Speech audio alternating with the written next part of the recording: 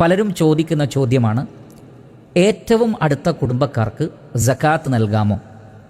അതല്ല, അത് അന്യരായ ആളുകൾക്ക് മാത്രമാണോ കൊടുക്കാൻ പാടുള്ളത്? പലരും ചോദിക്കുന്ന ചോദ്യമാണ്.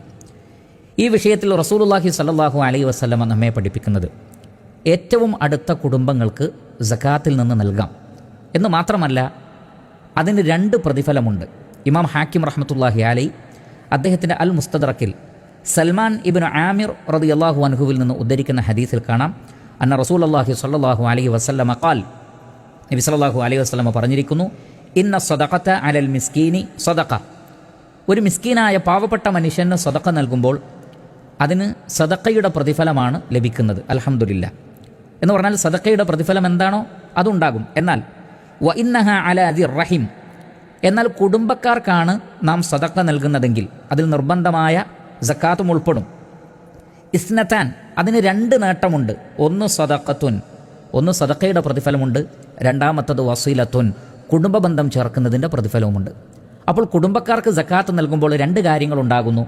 ഒന്ന് സദഖയുടെ പ്രതിഫലം, മറ്റൊന്ന് കുടുംബബന്ധം ചേർത്തതിൻ്റെ പ്രതിഫലം. അതുകൊണ്ട് തന്നെ ഏറ്റവും അടുത്ത കുടുംബക്കാർക്ക് നമുക്ക് സക്കാത്ത് നൽകാം.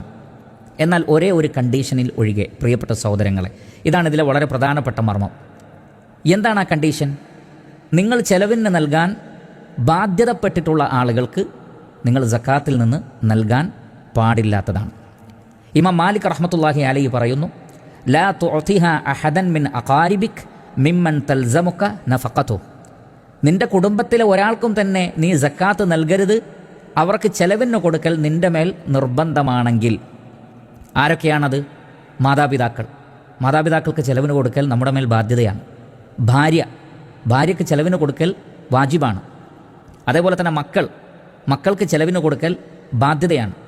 അതേപോലെ തന്നെ അധ്വാനിക്കാനോ മറ്റോ ശേഷിയില്ലാതെ നമ്മുടെ വീട്ടിൽ നമ്മുടെ സംരക്ഷണത്തിൽ കഴിയുന്ന നമ്മുടെ സഹോദരങ്ങൾ, കൂടപ്പിറപ്പുകൾ, അത് സഹോദരികളാണെങ്കിലും സഹോദരന്മാരാണെങ്കിലും അവർ അധ്വാനിക്കാനൊന്നും പാകമായിട്ടില്ലെങ്കിൽ അവർക്ക് ചെലവിന് കൊടുക്കലും നമ്മുടെ മേൽ ബാധ്യതയാണ്. ഇങ്ങനെ നമ്മുടെ മേൽ ബാധ്യതയുള്ളവർക്ക് സക്കാത്തിൽ നിന്ന് കൊടുക്കാൻ പാടില്ല.